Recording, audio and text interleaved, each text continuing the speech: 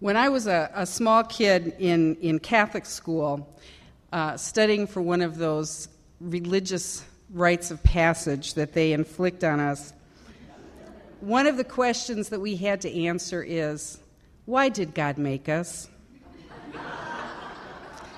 To take God out of the equation and to put a Marxist materialist spin on it, the question for today's session is, why does the Freedom Socialist Party exist? What historical need does it serve?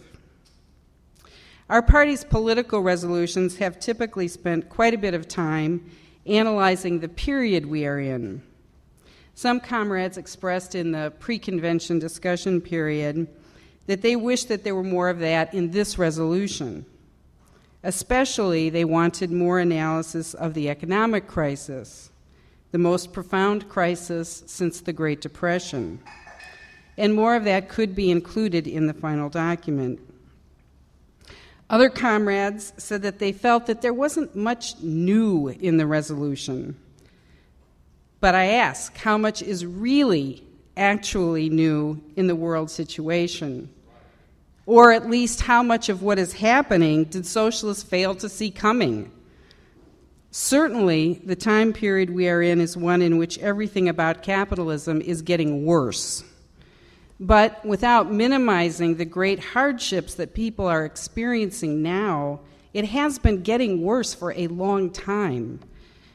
The economy, the environment, civil liberties, the situation for working people everywhere, especially those oppressed on the basis of sex or skin color or sexuality or nationality. We saw this coming as the logical, horrible result of a system living past its expiration date. One thing is absolutely, indisputably, incontestably not new, and that is the solution. And that's what this proposed resolution is about, the solution. Because that is what every activist, every person who burns to make the world just and beautiful and liberating really needs, a solution. And that's what the FSP has. Not because we are all such fabulous, incredible people as individuals, although that may or may not be true, but because we have taken the basic ideas of Marxism, Leninism, and Trotskyism and carried them forward.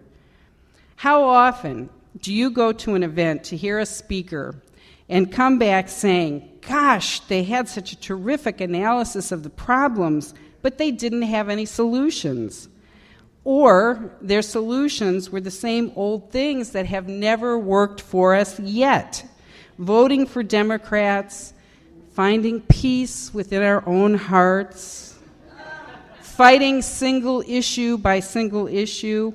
That's the definition of crazy, right? Doing the same thing over and over and expecting a different result. The crisis has engendered a fight back.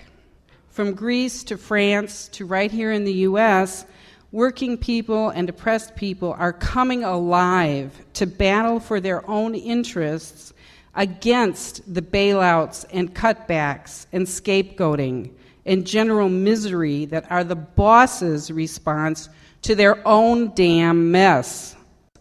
This is a moment in history when there is no standing still. Working and poor women and men are either going to be pushed back altogether, or we are going to make a leap forward altogether, a revolutionary leap. Of course, this is not the conclusion that the ruling class wants us to come to. They want us to believe in the possibility, as Gary said, of progress under this system. They want us to believe that reforms are still possible.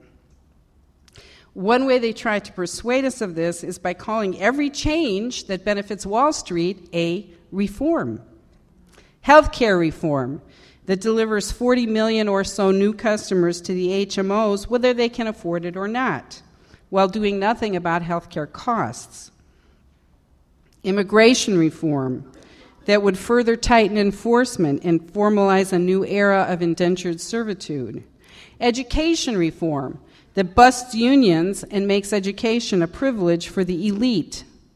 Is this the best they can do? Yes, it is. Thank you very much.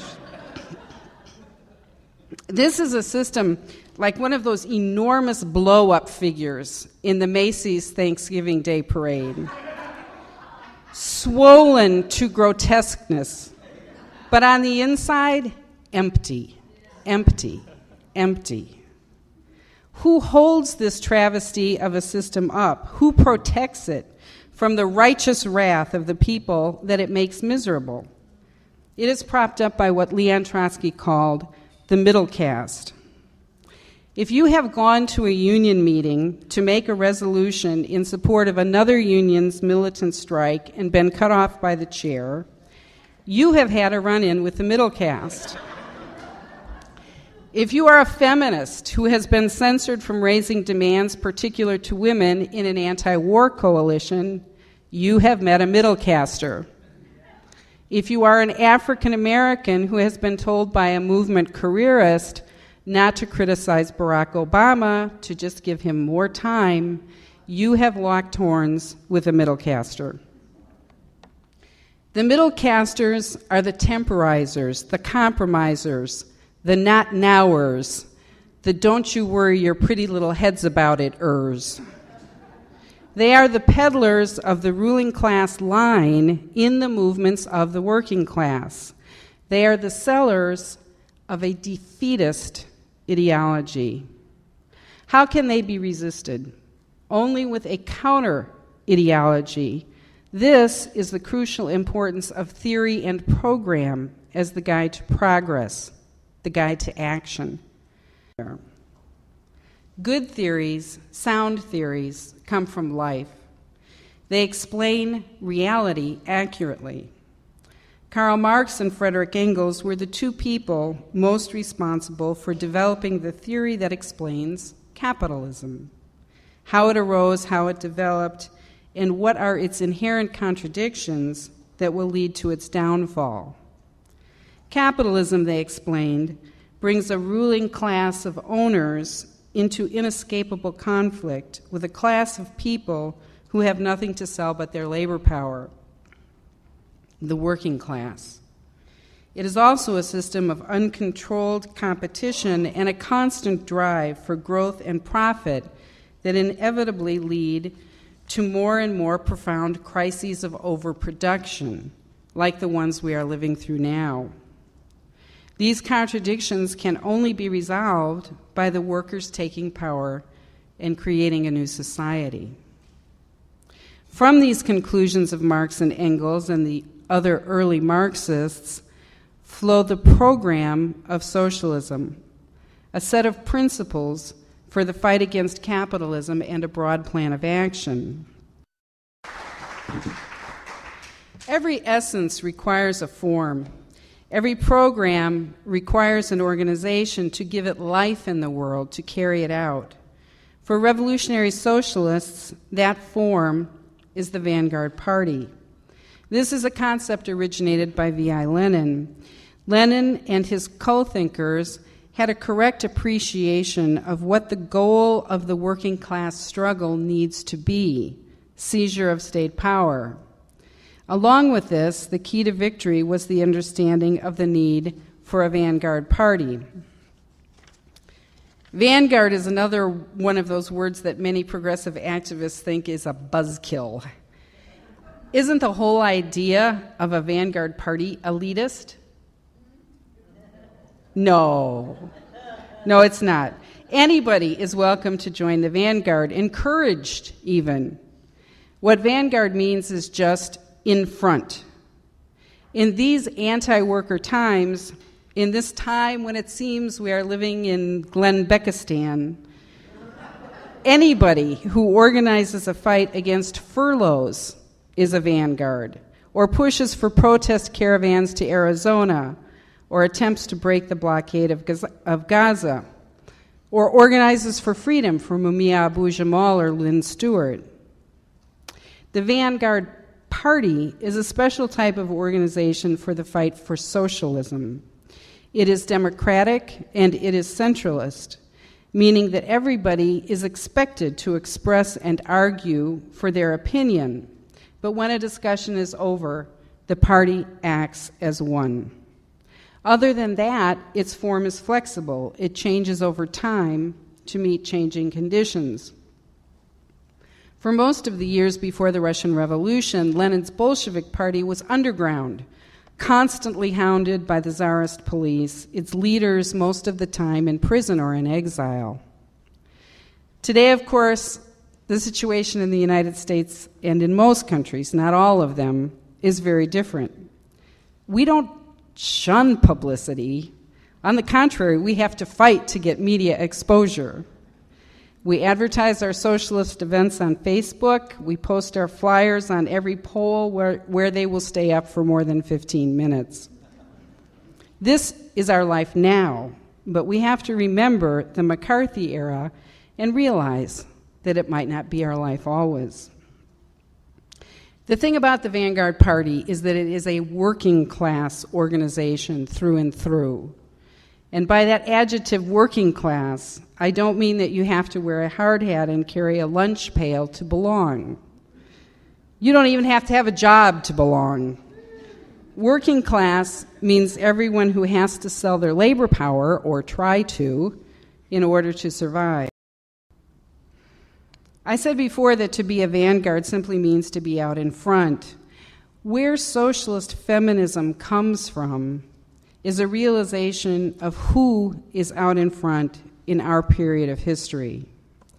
Socialist feminism, like every good theory, grew out of real life. The term was first used that we know of by a group of women members in the Socialist Workers' Party who had kept the idea of women's liberation alive in their party through the political darkness of the McCarthy era. Some of these women became part of the founding group of the Freedom Socialist Party in 1966. The main elaborator of a developed theory of socialist feminism was Clara Fraser. She and her then husband, Richard Fraser, were the leaders of what was called the Kirk K tendency within the SWP. Kirk and Kay were the last name pseudonyms that Dick and Clara adopted for their party work during McCarthyism.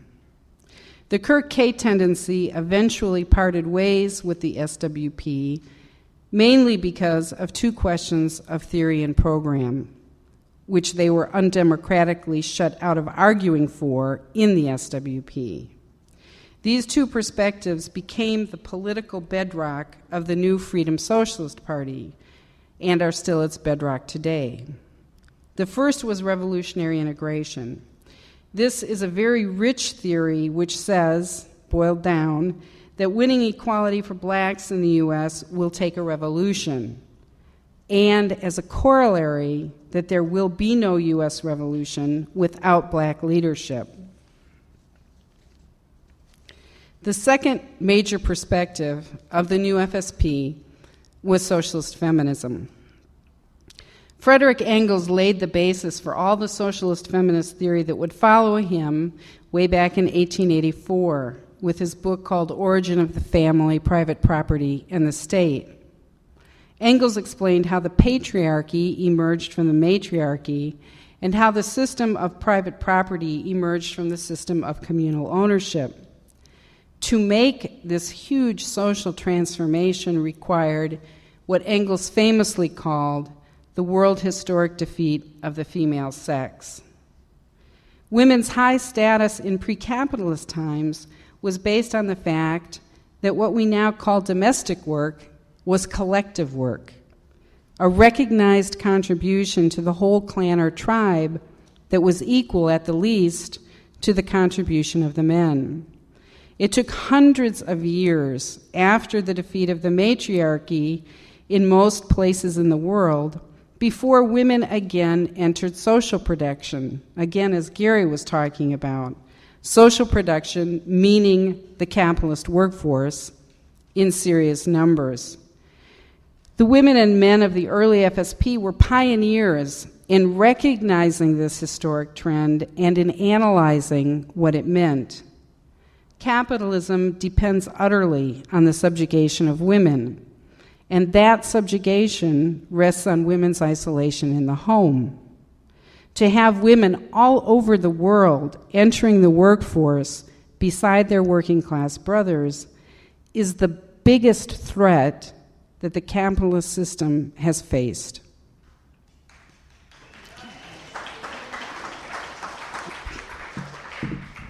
The liberation of women, like equality for blacks in the U.S., is a revolutionary issue.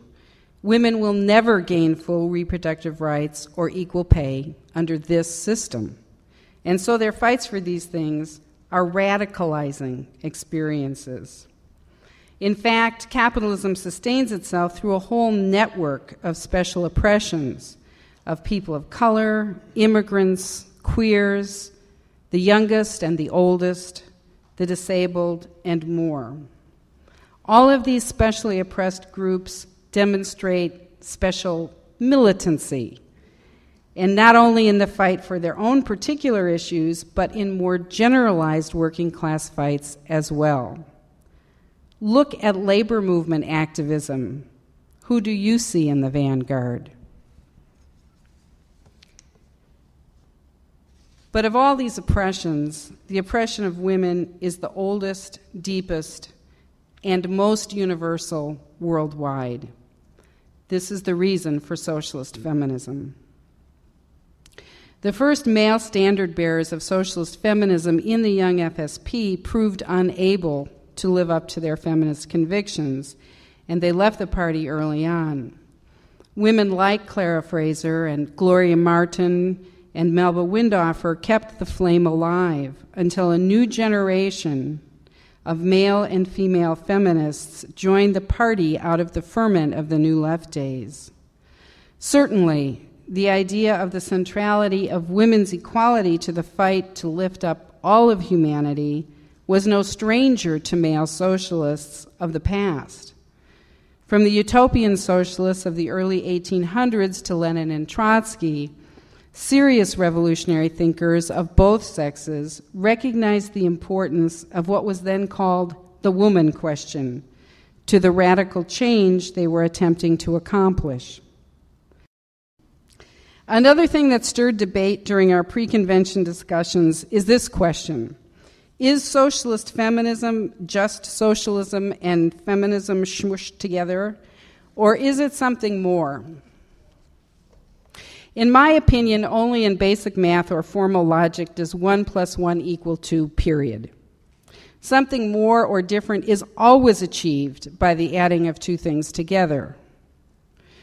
In the issue of socialism plus feminism, the question is, what? What is achieved? I think the answer is success. Socialist feminism is the missing ingredient in the foundering anti-war movement, in the socialist internationals that have split into many pieces or degenerated into reformism and opportunism.